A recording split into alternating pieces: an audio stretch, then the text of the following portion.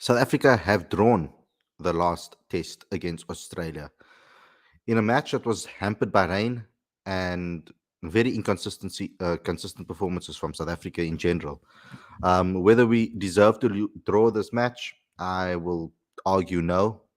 Australia dominated South Africa with both bat and ball throughout this particular series, and South Africa looked very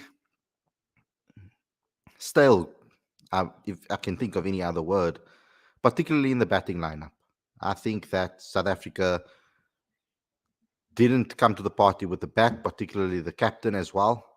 He needs to be highlighted and spoken about. His batting performances have been terrible since he took over the captaincy, and it's something that we definitely need to discuss. But this show is all about the game, and we're gonna have some chat as well to explain to you guys how this one's going to work. I will tell you after the break. But before we get going, before we get started, please, I need you to do a couple of things for me. Please subscribe to the channel. Please click that notification bell for all future videos. We are busy working on the SA20 edition, which will be coming out tomorrow. So please get all your back issues as well as this one. Link is on the screen as well as in the description. So please go ahead and get that. To become a Patreon, we need your help we need you to help us grow and promote South African cricket. And the way you do so is by becoming a Patreon today. The link is on the screen as well as in the description. You can also help us as a fan channel to be able to grow ourselves and also to be able to do better work. Now, we've done a couple of compilation videos, some behind the scenes footage of the the Paul Royals training session, as well as the behind the scenes of the captain's presser that was at the Cullinan yesterday. We put up a behind the scenes there. We also have a behind the scenes on TikTok and a couple of clips there for you guys to see.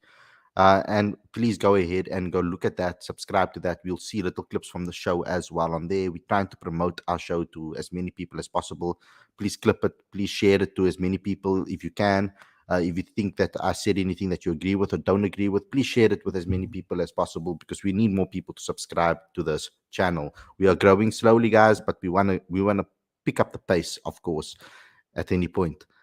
And then also what I need you guys to do as well, because I see a lot of you guys are watching the show but not smashing the like button. Please, please, please smash the like button if you're watching. If you enjoy what we are giving you, if you enjoy the show, if you have tuned in on a regular, please smash that like button. It really helps us. Also comment and share. That's very important. And go to cricketfanaticsmag.com for all regular updates, whether it be features, whether it be match reports, whether it be latest news stories, whatever the case may be. This is where we keep you guys updated on the regular to let you guys know what's happening in the world of cricket. So without further ado, guys, let's get straight into today's videos. Oh yes, and guys, what I'm doing now on every single show, I try and have a panel on the show when I can. When the panel's on, guys, the only way you're going to really get our attention is if you throw in a super chat, because it's very difficult for me to look at the live chat while I'm trying to concentrate on what has been said on the show. But I will go in the last 5 minutes of every show. I'm going to try to come to the live chat and read out your questions. So try and keep your questions for a little bit later in the show.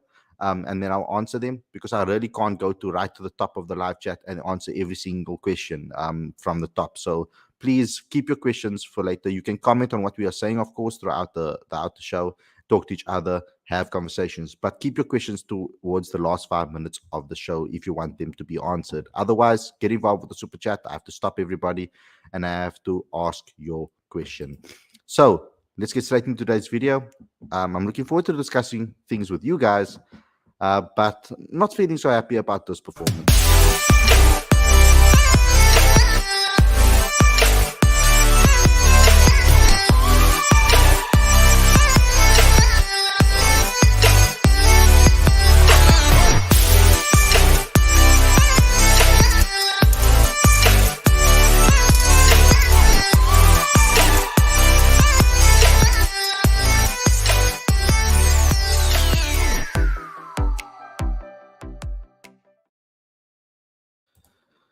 A very good evening and welcome. A very good morning and welcome to Cricket Fanatics Magazine. This is your review show. I'm your host Khalid, and this is the show where we talk about everything that has to do with day 5 of the third test between South Africa and Australia.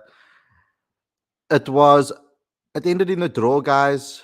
This was probably one of the toughest tests for me to cover because of the rain and not knowing when things are going to start and come back again throughout the night. I've had to stay up every single day because if I don't watch it and can't report back to you guys, then what is the point of me doing a show? So at the end of the day, I have to watch the games and see what's going on. But for the guys that didn't get to watch the game, my duty is also to explain to you guys what happened. So this is what happened. For those that didn't watch the show, didn't watch the game, Australia batted first after winning the toss, and they put on 475 for 4 declared. It was 195 not out from Usman Khawaja that really set the tone for them. But he was also helped out by Steven Smith and Travis Head with 104 and 70 respectively. But it was a total domination with regards to the bat in that opening test. Now, yes, South Africa would have probably wanted to win the toss and bat first too, because it was a very good wicket. We can't deny that it was a good wicket. It was a very good wicket to bat on. And our bowlers really struggled. As you can see in our bowling list over here, Kagiso Rabada 1 for 119 in 28 overs. A decent economy rate, you could say, for the amount of runs he conceded. You got Andy Nokia that took 2 for 55, our best bowler throughout this tour. Then you have Marco Janssen that I feel really impressed me personally. His overall game was excellent. His fight, his grit that he showed throughout this series was excellent. Then we had Keshav Maharaj and Simon Harmer. Now, they really struggled with ball in hand. Keshav is the only one that took a wicket, but and Harmer was 109, for in 31 overs. Economically, he was better than Keshav, but Keshav took a wicket, and he's normally a little bit more risky when it comes to things like this. But it was a terrible bowling performance as well as a whole. A bar, maybe Marco and Andrik Nokia, but Rabada didn't look that good. I don't, and I always had a concern about it because bowling only two seamers really is because of the workloads. Kagiso doesn't necessarily look like he's bowling with a lot of ease and a lot of rhythm like he used to. I mean, this is a very different Kagiso Rabada than we saw in the last test against Australia, test series against Australia. It's a completely different Kagiso Rabada. His kilometers are off. He's not looking as accurate as normal. So I'm a little bit concerned about that. But then South Africa came into bat, and it was a shitstorm, to be 100% honest with you. Dean Alga, Sarel Ewe, Heinrich Klaassen all capitulated. It was a very bad start to the game. It was 3 for 37 after 18.3 overs. And we needed a partnership or some partnerships at least to really take us forward. But that didn't happen. Timba and Kaya started good starts, but then in the end fell to Hazelwood and Cummins respectively.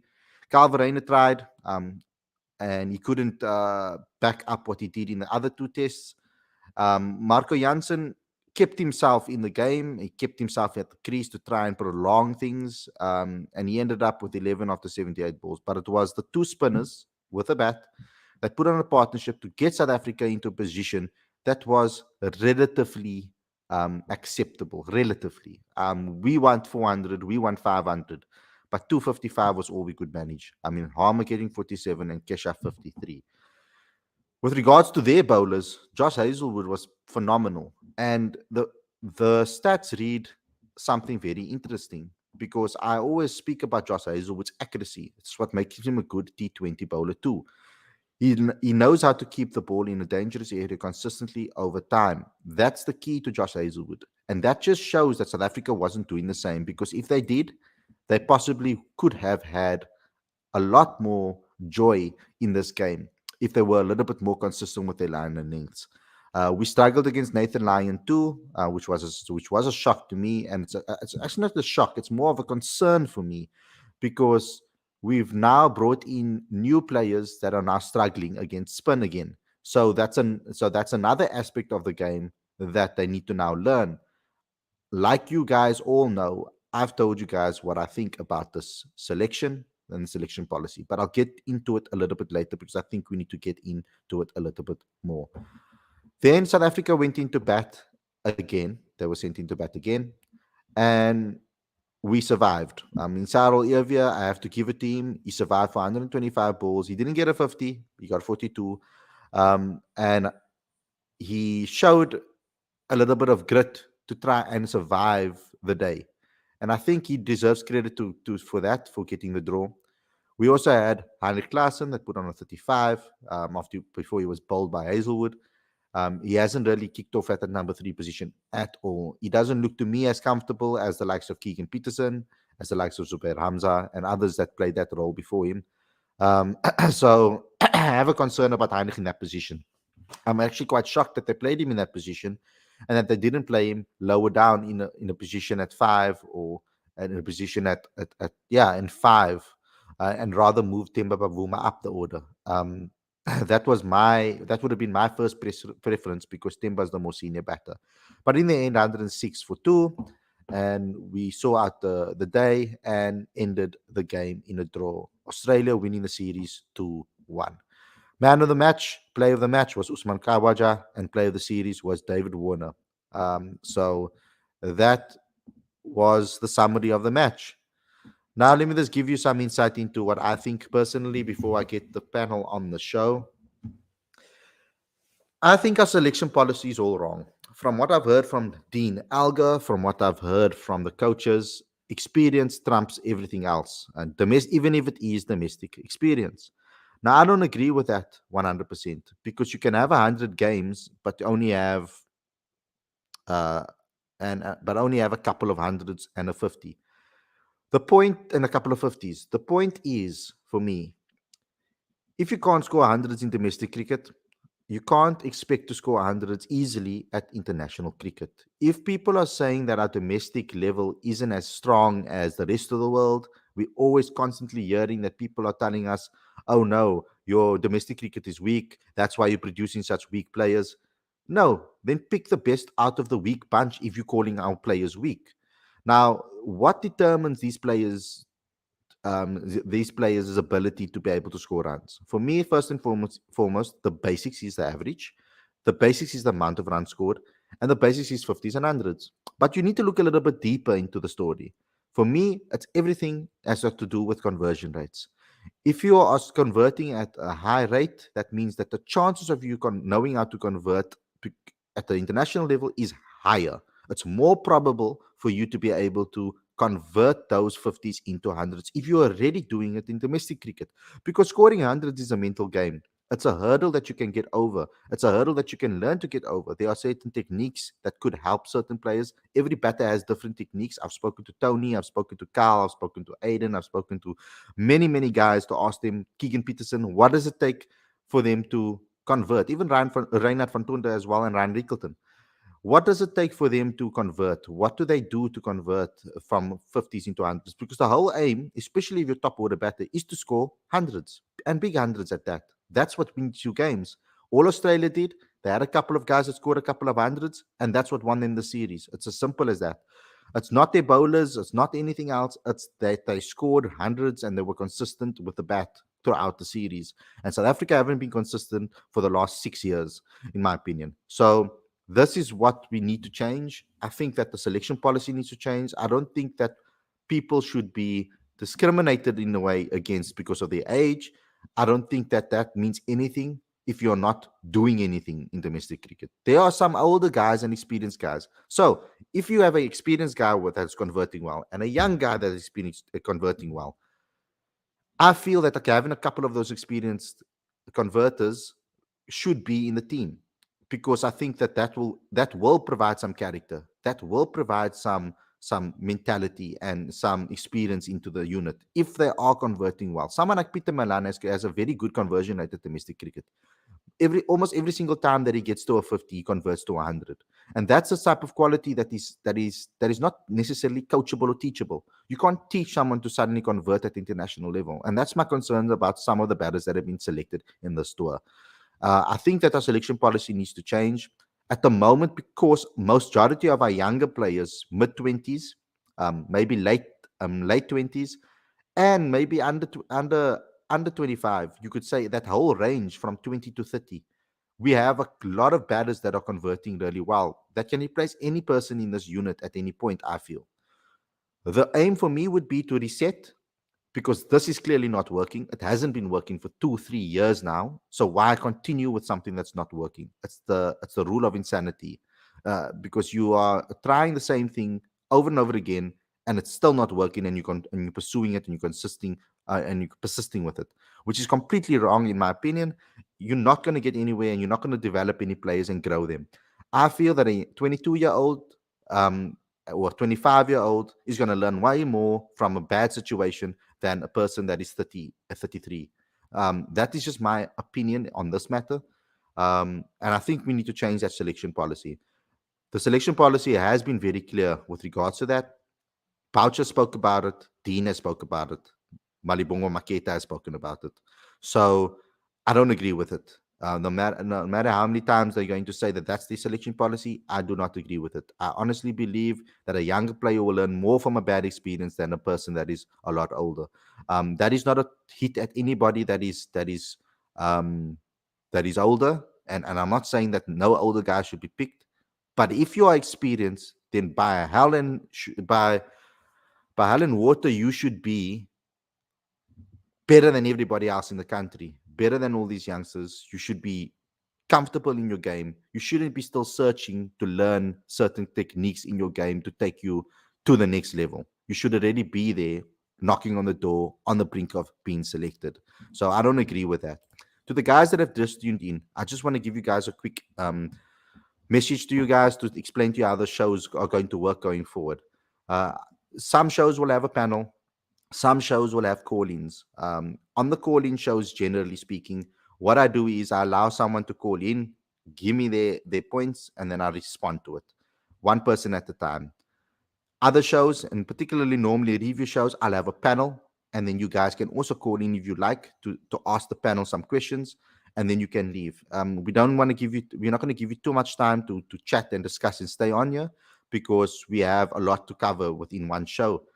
Also, with regards to your questions in the live chat, I'm going to dedicate 5 minutes after every show to answer your live chats. So don't be too hasty to give me your live chats, because as the live chat goes, I'm going to miss your questions. So you either pay for a super chat so that I can answer it immediately, or I will get to your questions or keep your questions for later on for the last 5 minutes of the show.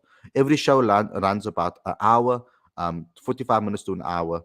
And you will be able to tell when it's coming towards the end of the show. So just stay tuned to that, and let me know. I will announce it, and then you can start getting your questions in.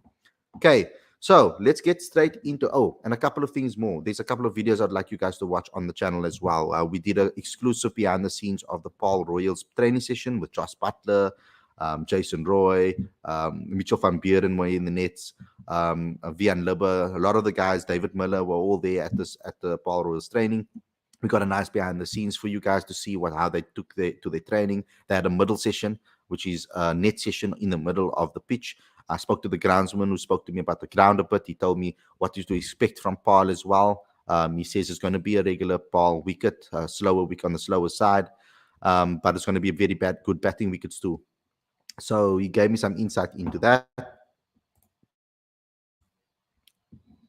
We also attended the captain's presser for the SA20, and we did a behind the scenes footage of that too. And we put some clips up on TikTok if you want to see what some of the guys had to say as well. We showed you a whole behind the scenes of who was there. We put some we put some answers from Graham Smith as well in there, as well as Faf du Plessis and what they said about the tournament. So please support us with that, guys. I work really hard to put those compilations together and to shoot those videos. I spend hours on them. And also the person that is helping with our TikTok right now,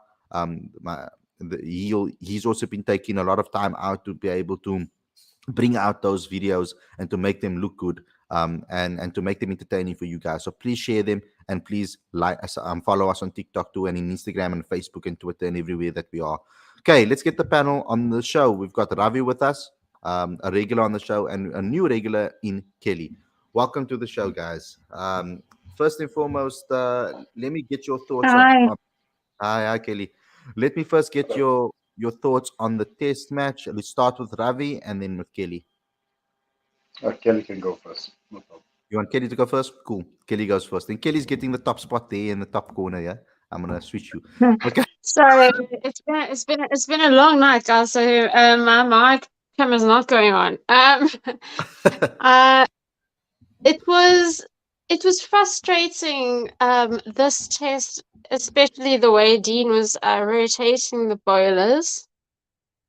That was a point that I kept that I was getting irritated with a lot because I mentioned previously in one of the reviews that he wasn't giving Simon time to settle, and he was using both in a defensive manner instead of using them as attacking options. And then again, Dean this morning, another one down the leg side. So something. I mean, this test match seems to have brought to light issues that are underlying problems within the squad, because you need a leader who is going to lead from the front, who's going to show the rest of the team how it should be done, and he's not doing it. I mean, he's making elementary mistakes. It is so unlike him. And he's the captain. And another thing, Clausen at 3. Why? It makes so much more sense moving Timbit up to 3 than putting a batsman who's used to batting 4, 5, not even 4, maybe 5 is probably a better position for him. Rather put Timber up at 3. He's a more experienced player, and he's our best batsman statistically from 2022. Why put the newbie, essentially a newbie to Test cricket, up at 3 when he doesn't bat there? Nor does he necessarily know what to expect when he faces a new ball in Test cricket, because our opening partnership hasn't been good enough to actually give him any sort of a platform to protect him from the new ball. So yeah, that was just a few of the frustrations that I was feeling, and it was more today in particular, and then sort of throughout the match. And I think the only players to really come out with much credit, Kyle Verreynne, Marco Jansen, Anrich Nortje, and hell, Rabada at 80% still took most wickets. I believe he had the most wickets of all the South Africans, and people kept complaining, he's not himself, but still has this extraordinary ability to strike. But overall, I think there's an underlying issue within the squad that needs to be fixed. Something is wrong with the environment. If somebody as experienced as Dean Elgar keeps making the same silly mistake over and over again, I think there's a lack of chemistry. And I mean, most of these guys have played together and had success together before. So while I don't necessarily want to put it on the coaching staff entirely or on the captain entirely, but something is wrong with the combination. I mean, you've got to find the right people for the team, and then the right coaching staff for the team. And something isn't gelling. That's my overall feeling. You know what it feels like to me? It's like almost like they are throwing all their favorite meals into one blender and making a smoothie. It's like whether it's cheeseburger or apple or it's chili tots, it doesn't matter. They just throw everything into one little blender and make a smoothie. It's not the right ingredients. You might like it at one particular time, but at the time when you need it, you're not going to like all of it at once. So the point here that I'm trying to make is, they've done this consistently, Ravi. We've spoken about this for years now on this channel. We spoke about it initially when we saw what they did to Zubair Hamza. It was during the England tour, and I was watching the entire England tour from the pre-match press conferences to the test matches and what has been said. There was a youngster that got his debut for England at that particular time, Starley Pope. And the first thing they did with him is protect him by putting him at 6. Now, you might say that's wrong. You should throw them in the deep end. It seems like South Africa doesn't like new people into the setup. They almost throw them into the bus and hope that they fail, because they want to keep a solidified team that they want together, Yeah. the guys that they want together. And my opinion has always been, even you guys coming to the team, it's the first time he's playing Test cricket or the second time he's playing Test cricket.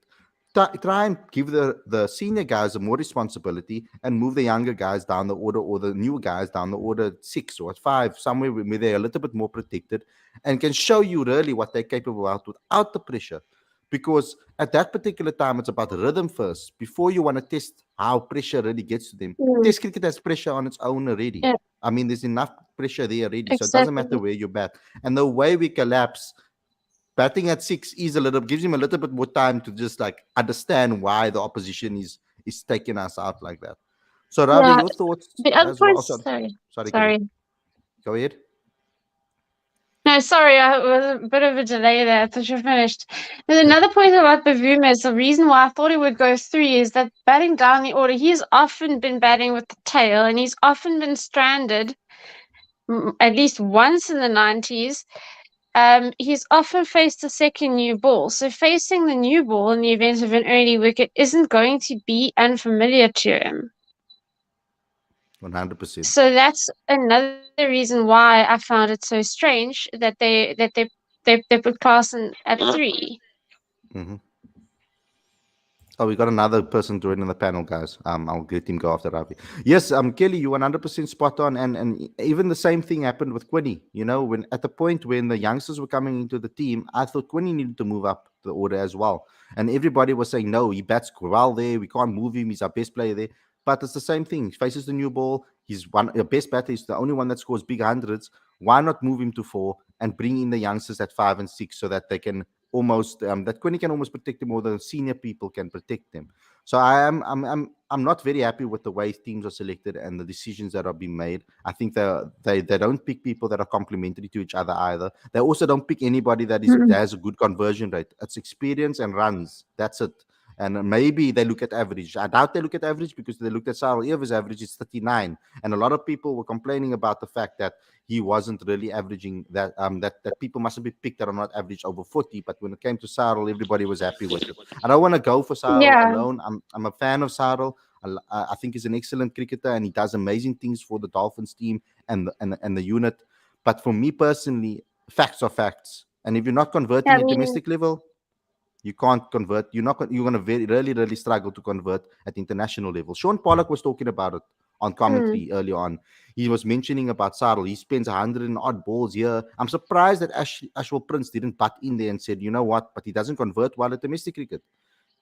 If you guys don't believe me, I'll go to the stats quickly to tell you, to the fans, no, at least in the chat. I know you guys, I know the guys on the panel know this, but for the people that don't know this, I'll tell you exactly what the case is. So Cyril Ewe has played 108 first-class matches. He averages 37, right? And he has 11 hundreds and 39 50s. That means that a lot of the time he gets to a 50, he goes out. He doesn't often convert to 100, and that is a problem, because I feel that the only way you mean test matches is with hundreds. Kelly, do you have something else to say still? no, I was actually just thinking if they were going to pick another left-handed opener, because I thought they'd be encouraged to go for a right and a left combination with Dean, because that has been the norm for SA cricket. But for years, like somebody like Eddie Moore averages over 40. Eddie Moore is another option, yes. Eddie Moore is Yeah, another option. except he doesn't have the best conversion rates in the world, but bear in mind he played most of his cricket where it's not as easy to bat. So Avia was he in Bloom? He was in Bloom before he was he moved to the Dolphins, didn't he? I'm not 100% Who was he sure. playing I've only beforehand? known him as a Dolphins. I only know him as the Apologies. Dolphins. It might just be him. There might be someone else I'm thinking about. But yeah, his Eddie, even Eddie's conversion rate isn't great because it's 1500s and 3950s or something like that. Um, I think Josh Richards might have a better conversion rate, to be honest, but then I'm not sure how much of it could have been semi-pro. Yeah, but the difference, Kelly, there is you see, conversion rates mustn't just be looked at only over the entire career alone. You can also Yeah. look over the last 3 seasons, the last 4 seasons, because that means something happened that changed. Because if you've noticed that you're not converting, Mm. you can do something to change it and then improve it. For example, Eddie for the last 3 seasons has been converting really well. So that's something to Yeah, really look at. especially one days. Yeah, especially one days as well. But he has been converting pretty well. Okay, yes. At the Warriors, he had some issues and he had to move, and now he's at VP Blitz. So it's a different career, difficult conditions. He's also playing in the subcontinent not subcontinent, but subcontinent like conditions on a consistent basis, where there is a Yeah. lot of spin and the ball is moving around as well. So you need to take that into consideration as well. But for me, the last 4 seasons, Eddie was putting a hell of a lot of hundreds. And Ungama can testify to this as well because he has interviewed him a lot. But let's get to the next panelist. Let's Ravi. Let's have your points and how are you feeling after this particular draw and obviously the series defeat. Yeah, Khalid, thank you very much for the opportunity once again joining the show. You know, the sad part is I saw the changing room after Pat Cummins shook Chambers' hand, indicating that, you know, they're happy to concede or let this be a draw. And there seemed to be a lot of jubilation in the stands. And to be fair, there has been a very difficult draw, to say the very least. But to see that reaction, uh, you know, is the indicator of the sign of the times at the moment in South African cricket. The fact that we're celebrating a draw in Australia, uh, for me, it sort of sums up where we are as a cricket team at the moment. Uh, this is the first tour to Australia ever, and I've seen a number of tours: '01, '08, 2012, 2016. And this is the first time I have to say that the side had little to no chance of turning the tide, even before the first ball was bowled. I spoke about this at a number of braais and a number of sort of Christmas gatherings over the December period. And this side, it didn't really evoke much confidence from my side. And then perhaps I'm maybe being a bit harsh, but Dean Elgar himself said that I think he said only 2 or 3 players in the current squad were in the previous tour of Australia. And that sums it up right there.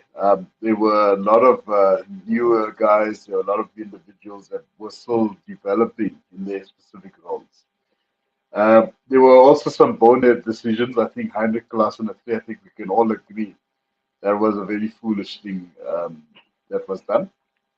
And it made no sense whatsoever.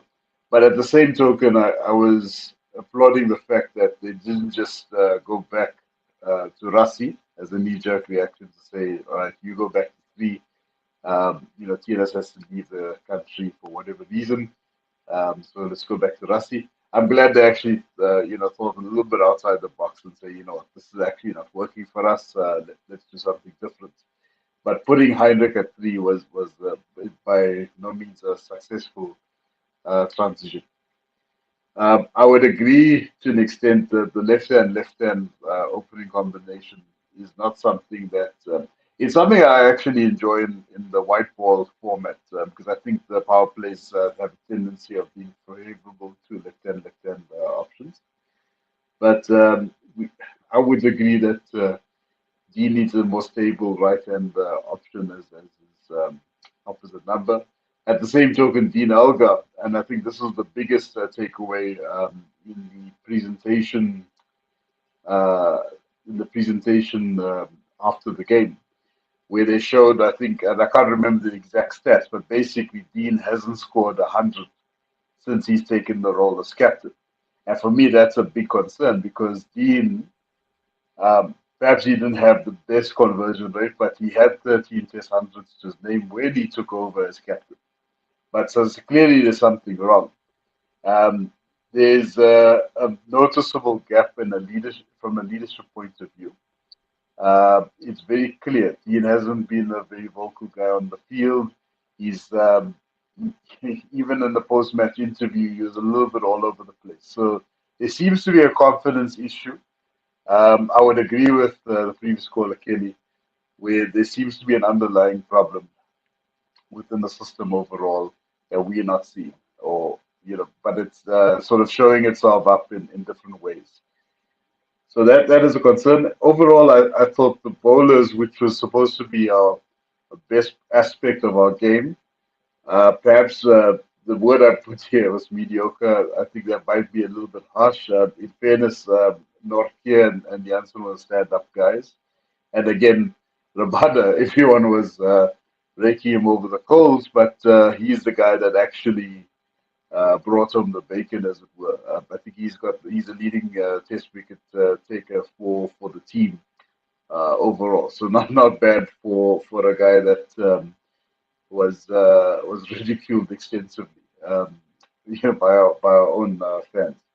But anyways, be that as it may, I think this is something that was very reminiscent of the Ashes tour in '05, where the Aussies were celebrating a draw against England. And I think it was the third test or so. So I feel that it's actually sad that our cricket has actually got to this point. And I honestly think that a lot of work needs to be done at both the macro and the micro level within Cricket South Africa, so that we can get a more competitive team. I think if you have to look at it at a very minute level, it's definitely the batting that has to change. Effectively, what won Australia the Test series was the battle of the bats. Really, I think the top six have really shone out. I think the majority of the top six actually scored hundreds against South Africa during this whole series. I felt bad for Uzi. I felt he deserved a double hundred of his own because I think he's a guy that's had a real comeback story of note. Khalid, I think the last year I just want to conclude, and I also want to give an opportunity. I think I saw somebody else join the call just now. While I'm very much old school, I believe experience is critical. But I think the problem is that we've gone the route of experience for the greater part of 10 years. And what has happened is that we haven't looked at the bigger picture, the long-term picture, if you will, where we need to look at succession planning. So I would agree with you that putting 25-year-olds, 24-year-olds now is the right course of action because effectively, the next, how would you even say the next year, Dean is going to be gone. I don't see Dean Elgar being part of the test team next year. Timber's got about 4, maybe 5 years at most. And you've got quite a few other guys that are in the 20s. I mean, Kakiso is going to be 27 this year, if I understood correctly. But the point I'm trying to make is that we need to have a constant recycling of youth. We need to look at succession planning for the next 5 to 10 years. I think the fact that Kyle Brain is there already is a really good thing, and perhaps it's incidental that he's there because of Quinton de Kock's retirement. But I think it's a step in the right direction, nevertheless. So we need to look at bringing in a wealth of young players into the team. I really hope that this test series against the West Indies, and of course I'll be switching allegiances temporarily to the West Indies camp for that time being.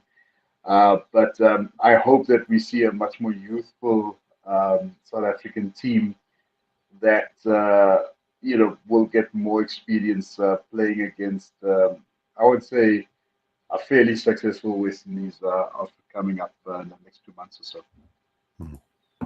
Yeah, That's my 5 cents. yeah, to confirm with you guys and to let you guys know what Dean Alger's average is as captain, and what his stats are as captain.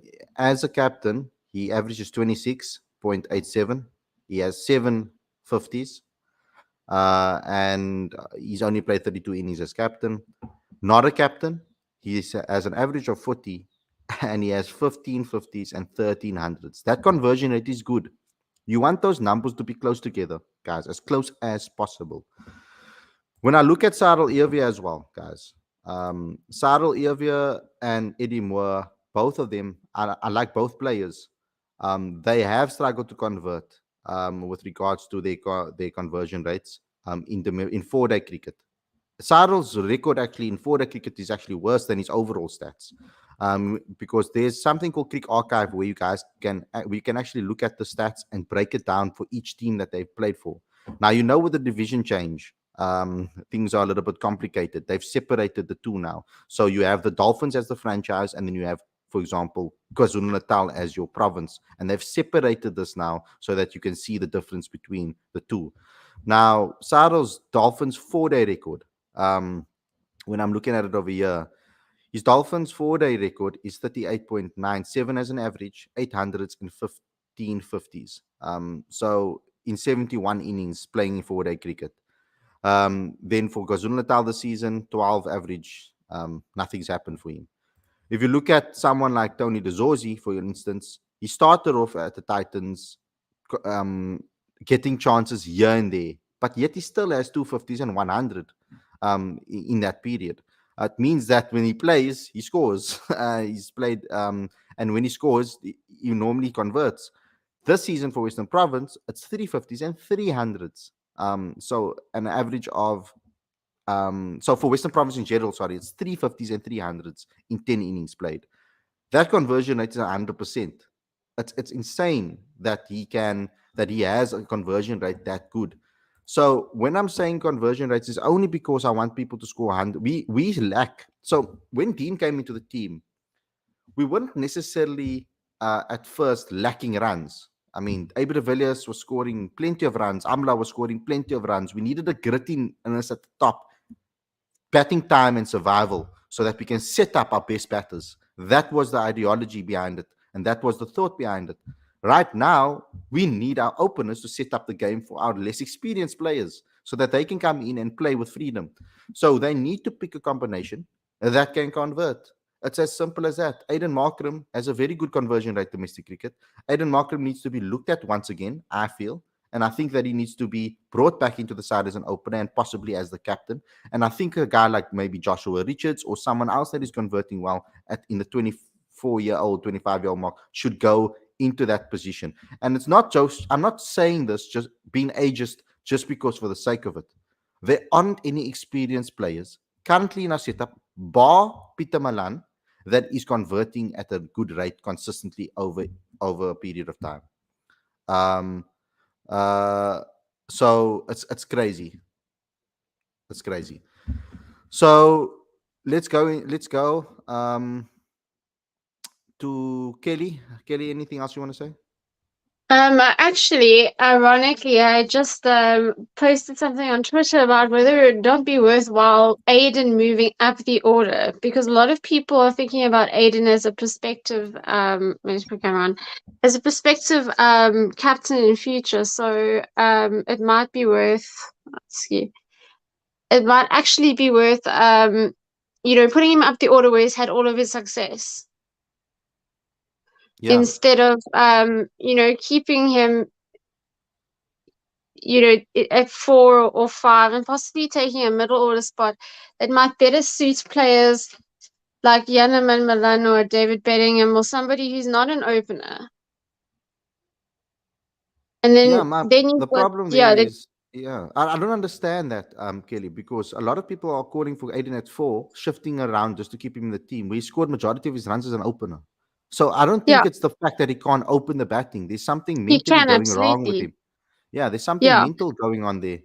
I don't think his problem is form. I mean, he makes very pretty runs when he makes them. He just chucks his wicket away. Yeah. And I don't, and I know he maybe went through like a form of second season blues or something, and that sort of prompted them to move him down the order and see if he could regain some form because he's young enough. But I believe at some point even he was hinting at wanting to open the batting again.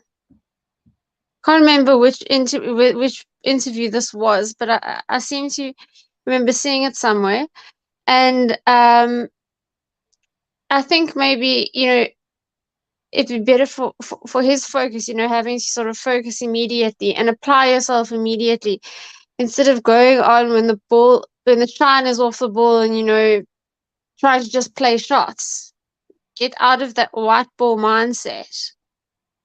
Mm. I think you might actually thrive under the sort of immediate pressure situation. You've got to stay there and see out the new ball, and then you've got a defined role. You know what it is. He's also somebody who can play explosively and get you off to a quick start if you need him to. Mhm. Meanwhile, we've got two openers who can't do that. Yeah, a lot of Both the of them are problem the with the same opening. player. Yeah. Yeah, a lot of the problem with the opening partnership was exactly that. Dean Alga was also struggling when Aiden was struggling, so it wasn't like they were helping each other out really. It was Yeah. when Aiden was performing really really well, and particularly against Australia and in those games, Dean was failing a lot.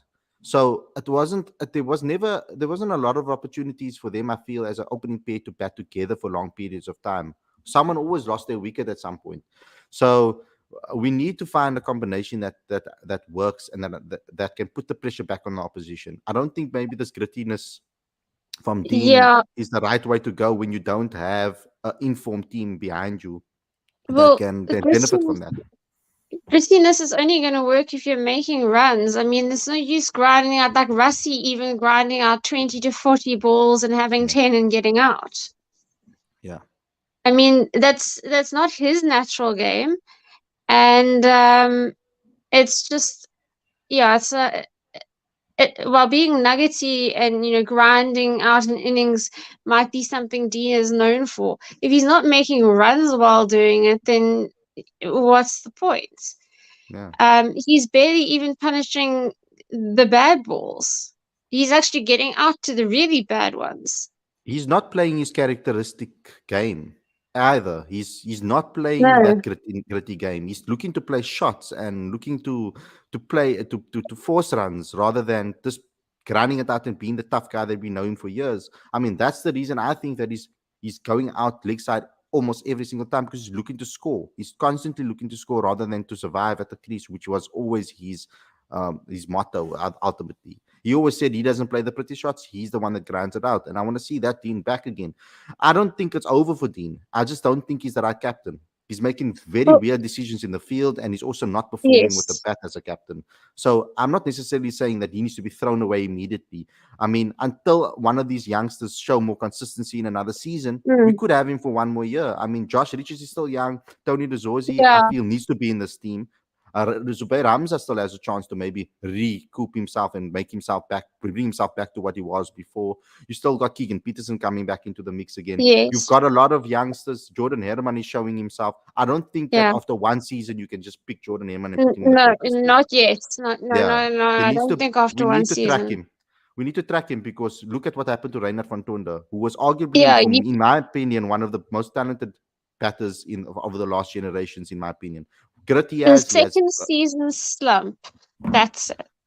well, Sorry. not actually. It was third season It slump, was to be third, honest. third Because season slump. Okay, yeah, so what happened actually with him was he started as an opener, got that 900 season. Then they batted him again in the second season as an opener. He did well again, but majority of his runs were getting scored in Bloom. Some problems happened. I don't know what happened at Bloom, and I don't know if he's feeling very comfortable at Bloom.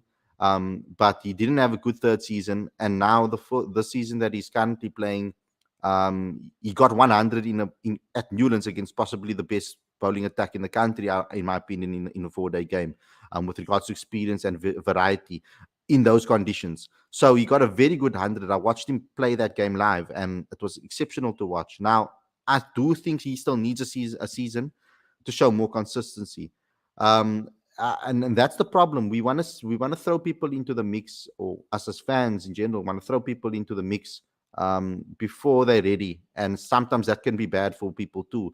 And what is ready? I think that you need to show consistency, particularly in Test cricket. This is not T20 cricket. I think T20 cricket you can throw a Deva Brevis in. He doesn't need to prove himself. He's going to be the same. That's how he's going to be in T20 cricket. It's going to come off, it's not going to come off. And then maybe down the line, he'll learn more consistency as he plays first class cricket and plays the 50-over game. That will come automatically into his T20 game. So a guy like Dewald, if you got an explosive player like that, by all means, throw him into the mix in T20 cricket. It's the other formats I want to wait for him. And I think that majority of the youngsters, they need at least minimum 3 seasons before I think about Proteas, in my opinion. Yeah, I agree with that, especially when it comes to tests. And a lot of them have technical aspects of their game that they need to work on that won't necessarily be exploited in T20 cricket. Because, I mean, you know, people like Brevis can play at the IPL because, you know, there's going to be spinners he can feast on. Meanwhile, he's not terribly comfortable against a short ball, but there's not going to be that many, you know, uncomfortable bounces, if you know what I mean, on those sorts of pitches. And then playing T20s, you know, there ends up being an overwhelming amount of things like full tosses and half bodies and things you can sort of put away, as opposed to a bowler actually having enough time to find their rhythm and find your weakness as a batsman. So I think the T20s are fine to sort of blood players, are, you know, of that caliber and who are very young. But yeah, first class cricket, you sort of, even though, you know, Jordan started like a house on fire, you do worry about that slump. You do want them to to get some more experience at all the different venues, to show consistency, even though it's a tough ask of a 21-year-old to expect them to be consistent. But you want to see that consistency before you know, push them up. And I mean, Dean asked for big hundreds, so these young guys are making them. Some of them should get picked. Yeah, I mean, even Dean didn't make hundreds in that first class games that he played. So No, he made yeah, one. I think one yeah, of them. exactly. So even what he called for, he couldn't even do. So No. the point is, I want to get to Ravi now. Ravi, I want you to get your final thoughts. You can go quite long at this one. I've laid it all on the table. But like for example, what bothers me with Jordan Ehrman, not bothers me. I think he's an excellent player. He still thinks very basically about the game because he hasn't necessarily been challenged yet. So his reasoning for scoring hundreds and doing that, he said, because he has fun. He doesn't want to be on the bench and he wants to play cricket. And the only way he can play cricket is by staying as long as possible in the middle. So indirectly, he doesn't even know that he's been using the techniques that Aiden and all of these guys have been using by saying he wants to spend as much time out in the middle as possible because he has fun batting the most. So it's a very basic way to look at it. He's still developing and learning his game. There are lots of guys, Mitch van Buren as well. There's plenty of guys out there that are talented and youngsters that are doing well and converting. Ryan Rickleton should come straight into this team the way that guy's converting. He scores hundreds as well. He told me, I'm going to go score 200s, and he went and he scored 200s. I don't know if he's going to be able to do that every time. Yeah, I don't know if he's going to be able to do that every time, but the fact that he did it, I was like, that takes a lot of character. Ravi, take it away. Give me your final thoughts. Have a nice long go before I get into the chat. No, absolutely. No, it's funny you mentioned about Ryan. His level of confidence is like unparalleled. It's incredible. He says you score something, he'll actually do it. Yeah, so you certainly are missing ingredient here in this particular test series. But overall, I can't say that I expected a massive turnaround in this particular test series. Australia are one of the more informed teams at the moment, and the fact is, their top six were whacking hundreds against some pretty decent bowling attacks in the last couple of seasons. So I honestly didn't expect this series to go our way at all, given the various things that are happening both in the boardroom as well as on the field. In saying that, though, I think the series against the West Indies that's coming up quite soon, I think they're arriving in March or late Feb. I think it's going to present a fantastic opportunity for us to bleed in some very talented youngsters as well. I look forward to seeing the return of Keegan Peterson. I think he's been due big score, particularly 100, coming in at 3. So I'm very relieved that we're going to get a bona fide number 3 again. I think Marco Janssen is going to do wonders with the ball once more. But in saying that, though, I really think that we need to consider players that are going to convert, are going to have a better conversion rate. We need to figure out what's in Timber's ticker at the moment that's not, or rather his consciousness not helping him convert into the big scores. I feel that they've got great starts between Timber and Kaya. They got fantastic starts. I love the fact that they were both very aggressive in this match. Um, they were playing very positively. They were sweep slugging. The spinners, they weren't sort of going back into their hole or getting, sort of shriveled and not playing courageous shots, and quite the contrary, they actually were. And I actually enjoyed watching that particular partnership between Timber and Kaya. I would like to see more of that. Should the opportunity be presented to Kaya once more, because I feel that while there is a cry and a need for going the route of uh, youth, I feel that Kaizodo is an extremely experienced individual that I think we could benefit keeping him there in the middle order for as long as possible. Yeah, and it's overall, just glad the series is over. At least we ended on somewhat of a positive note, thanks to the rain gods at least. But let's hope for better fortunes for the remainder of 2023. Okay, Ravi, Kelly, thanks a lot for coming on the show. I'll chat to you guys again very soon. We'll be going back to the normal times for our daily show.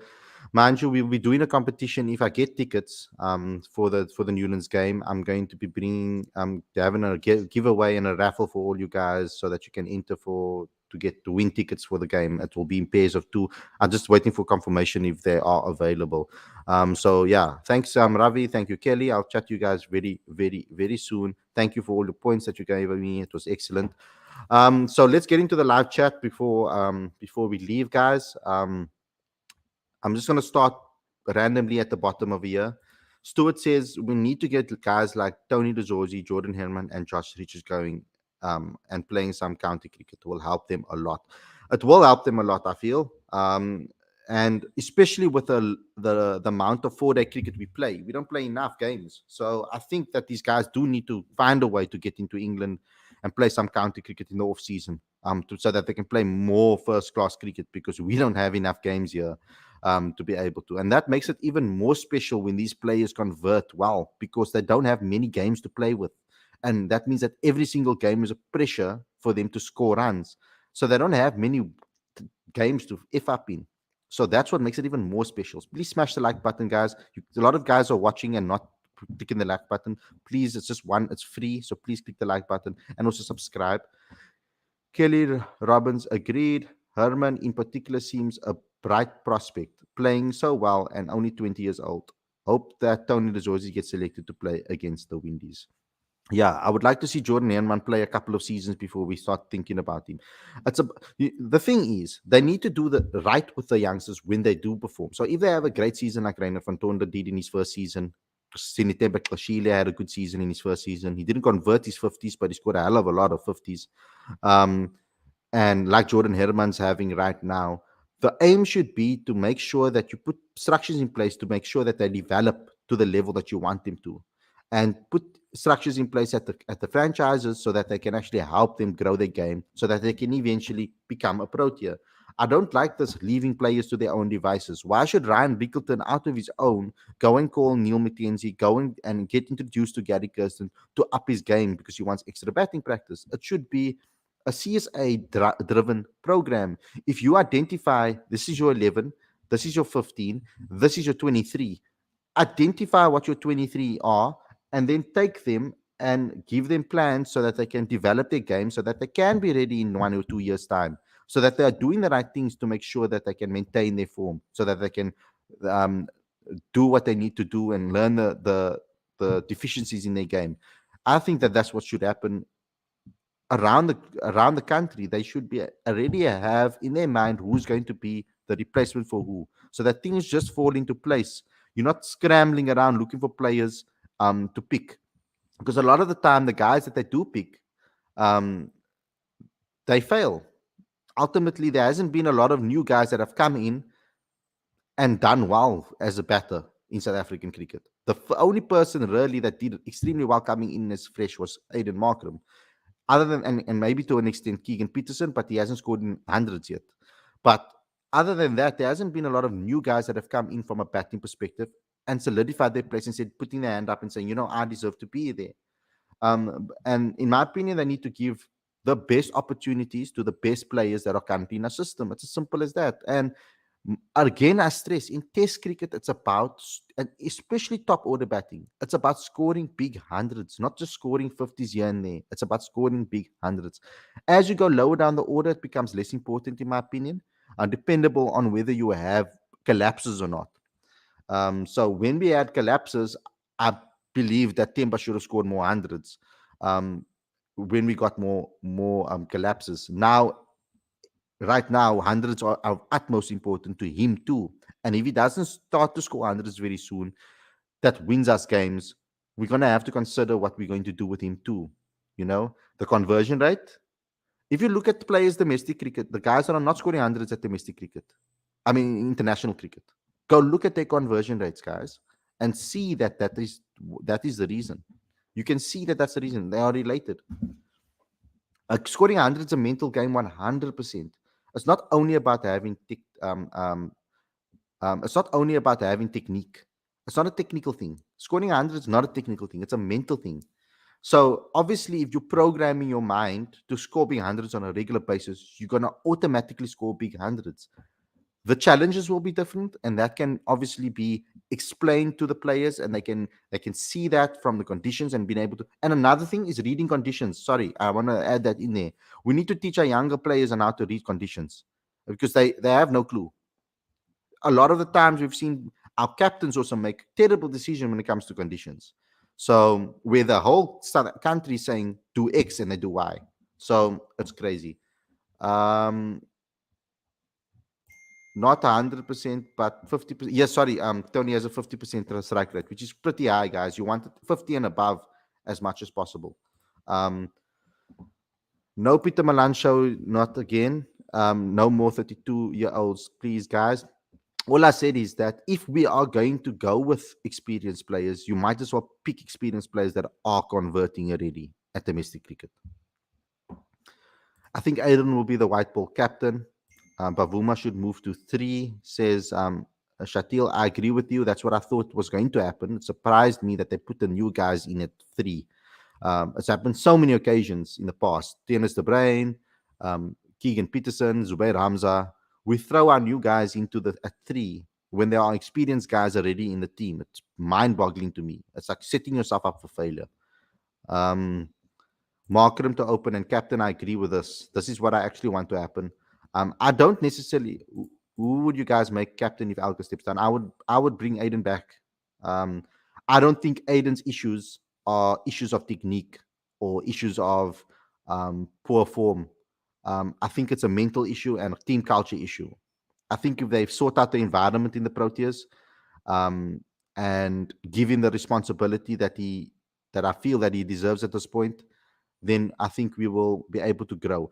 Aiden is not an immediate captain in my eyes. It's a captain. It's a captain that I want to see come in so that we can grow a team. I think we should plan. That's what I think. I think we should give the first Test Championship a chance for us to test our new younger players, let them play, let them learn from the experience, learn from the world's best, and then work on the next Test Championship to win it. That's how I would develop the team. I'm not saying that you're going to go out there trying to lose matches. Obviously not. I mean, if it happens, I wouldn't be as harsh on it. That's all. I will look at the reasons and then give lessons to try and learn. And youngsters are also open. Remember that. Youngsters are also open to try new things and to take advice. That's very important. A lot of the more experienced guys are set in their ways and they're not necessarily keen to want to learn new techniques at that age because they feel that they're comfortable in their own game. Talk to any person above 30. Not a lot of people above 30 want to change them who they are. They the majority of them want to are comfortable within their own skin and how they are, and they just do things that are going to make them better with the skills that they set to have. Self improvement is not necessarily a massive humanistic thing by a lot of people in the world. Um, that's why the success rate in general and in general with regard to top tier people that are earning big money, it's very small. It's because self improvement is very important. That's the only way you can improve. I know that personally. Like, there's a lot for me to improve with regards to this, and I'm going to continue learning and continue proving until the day I die. That is my philosophy that I live by. So even from you guys out there, I learned so much from you guys in the live chat, and that's why I urge you guys to ask me more questions. I see people say KG, but how is that going to work as the workload have to be managed as well? Markram for me is the best, and I agree with you on that. Lorenzo, I should go with Markram. There are also other options like Yanaman, Reinhard van Tonde, and Tony Rizzosi. I think Yanaman Malan has switched his position, of course, from opener to number 4, and has yet to find that consistency at number 4 for Boland. So I think maybe one more season before we can look at him. I think there are guys that are ready, like David Bedingham. I think David Bedingham should be called into this team. I think his mentality works, and he's played in England for a couple of seasons, and he understands that conditions as well. I think the spirit he'll bring into the team, the professionalism he'll bring into the team, the and the ability and the talent that he brings into the team will be phenomenal for South African cricket. I think Ryan Rickleton needs to come straight back into this team. I hope he goes for the surgery after the SA20 and gets that sorted out for the West Indies, and then he can come back for the West Indies. Kyle Verreynne is already a solid for me. Marco Jansen's a solid for me. Just purely on his attitude alone, guys. He's really impressed me in this test. He took responsibility when senior players were wavering and falling apart. He stood up and took it. I mean, the blows that he took in the middle, it wasn't necessary for him to face that and to get that treatment. I mean, he didn't deserve that necessarily, but it's part of the game, of course. But he took it like a man and moved on. And that's the thing that I like to see is character within players. Do you guys think it should be a case of Alga getting sacked, or should he step down himself? Also consider that it doesn't really matter to me. Um, I don't necessarily think that for the next year, maybe Dean can be a batter and Aiden can be the captain. That can also be an option. You don't have to necessarily make a knee-jerk reaction. You might want to give Josh Richards another season or Eddie Moore another season at the new franchise that he's at. You might want to give them guys another season to prove themselves. That might be an option. And it might not be the right time to completely rebuild right now. So transitioning is important too. If you know you're going to bring in a youngster in 2 years' time from now, then start easing other players out. Start building a unit around the players that are already there that you think that can score your runs. Take and get the last bit out of their career. Start bringing the newer guys into the squad so that they can learn how these guys operate, and then you start them in the team. Dean will surely come back with such an inexperience in the team. They may chances to get into the World TC final. Play Klassen from now on. Let Keegan get back and add Markram to open with Earvier. It's time for Algo to move on. Not a single series can define Dean's career. I understand that. I'm not dissing Dean Algo's career, but the facts are the facts. Since he took over the captaincy, he averages 26. Facts are facts. I'm saying maybe drop the captaincy. Maybe take the captaincy away from him. Let him just bat. The way Dean also spoke in post-match interview, looks like he's not going anywhere soon as captain and player. Why are all the coaches in the league shortlist experienced, and an experienced coach isn't a guarantee improvement? People always want experienced coaches to be appointed when a team is at its lowest. Khalid, you've seen it at United and myself at Arsenal. The people have appointed an experienced coach for a quick fix. But when that quick fix doesn't happen, a team is in more trouble than it is. Now, my thoughts on this is it depends what squad you have available to you. There are certain coaches that are experienced, that don't know how to work with youngsters. They don't know how to motivate the youth. They know how to beat the best out of experienced players that understand the game already, that know their conditions, that know their technique, etc. Sometimes there are younger, more inexperienced coaches that know how to work with youth and can develop them and motivate them and get the best out of them, because that's irrespective of what's happening and who the opposition is. You'll be able to rile them up and get them motivated for any opposition. The Fergusons of the world, and you're talking about Arsenal right now, that's exactly what they are doing. If you look at the team on paper, back in the day in the class of 92, no one in their right mind thought that these players are going to be able to win the Premier League. No one in their right mind. Everybody thought, look at these youngsters, they can't play. But it took a coach to understand these youngsters and motivate them to get the best out of them. So it's about understanding what the project is and then picking the best coach for that project. What I think we do is we say we're going to do one thing and we do something else. We pick a coach for a project that doesn't suit the project. So I think that what we need to do, we've been blessed for years to have experienced players in the team that are performing. So what we need to do right now is we need to decide what project are we doing. Are we going to continue with this selection policy, which I don't agree with, or are we going to try a new selection policy and start building a team so that by 2027 we have teams across all formats that are solid, scoring runs, winning games, winning mentality, good team environment. The next youngsters come into that system, it just recycles. I want to see that happen automatically. It should be a system that just rotates and continues, not reset and restart again from scratch.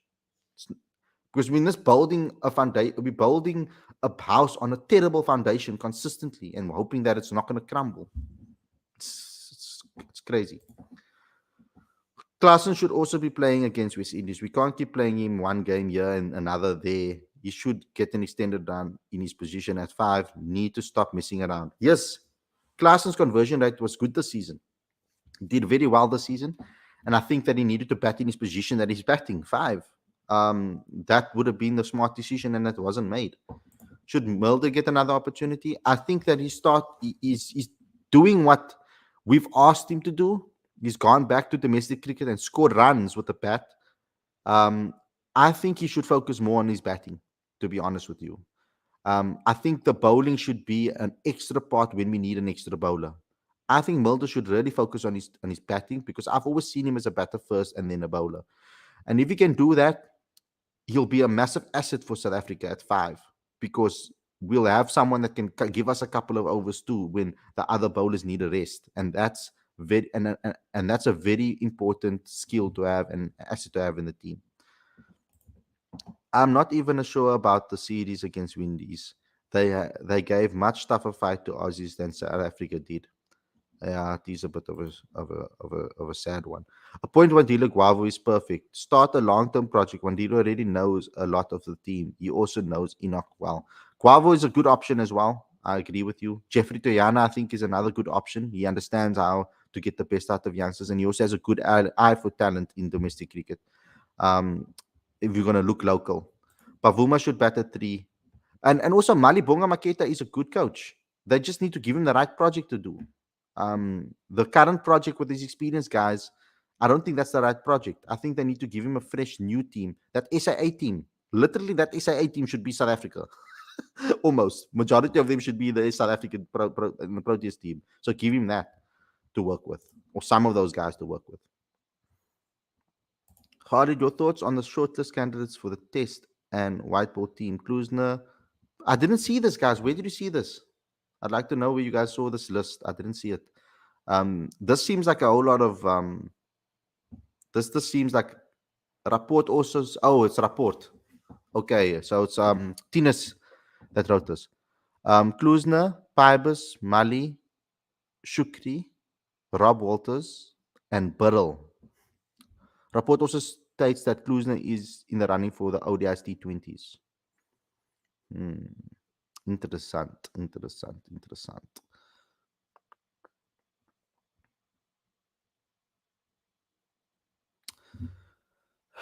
I actually wouldn't mind Shukri, to be honest with you.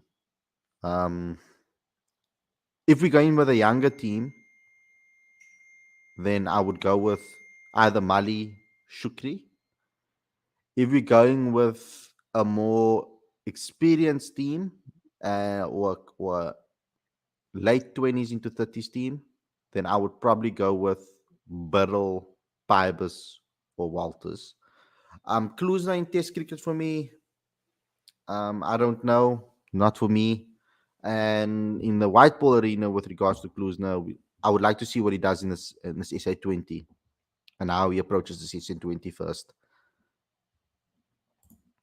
Is it clear cut for KP to come straight in? Did he fall behind the picking order now? Klaassen, Tony Rizzosi, and Rickleton might be all in front of the queue now. I think Rickleton should bat 5, guys. I think we should give him some chance to settle into the test team. I think Bavuma should bat at 4, and I think Keegan should bat at 3, unless someone does a madness in a 4-day season and then needs to be picked. But I think Tony Rizzosi is really knocking on that door in space of Keegan. Keegan has been very unlucky and unfortunate, extremely unlucky and unfortunate. Yeah. Anyway, guys, thanks a lot for watching. I hope you guys enjoyed this episode. Don't forget to smash the like button, please. I want to see 40 likes on this video, please. Also, please download the latest issue of Cricket Fanatics magazine monthly. Every issue is 100% free straight to your inbox every month. Link is on the screen as well as in the description. We are working on the SA20 edition for tomorrow, so please take a look at that. It's all free, even the latest issue. If you want to help us grow and promote South African cricket, please become a Patreon today. The link is on the screen as well as in the description. You can also help us grow our company, get equipment so that we can create better videos, better content for you guys, and also staff help. Also, smash the like button, comment, and share, and go to cricketfanaticsmag.com for all regular updates. We also have a couple of behind the scenes videos on the channel. Please go watch it and share it to as many people as possible. Guys, because of the music that is added into the even though it's free for commercial use, I can't monetize those videos. So please share them to as many people as possible so that they watch other videos so that we can get money from it and monetize it. Thanks a lot for watching, and I'll see you guys again tomorrow with another daily show in the regular time slot of 7 p.m. See you guys all very soon. Take care. Enjoy the rest of your evening and your day, and have some fun, guys. It's a Sunday. Relax. Good weather. Enjoy the rest of your evening and the rest of your afternoon, evening. I mean, cheers. That was a weak outro. See you guys.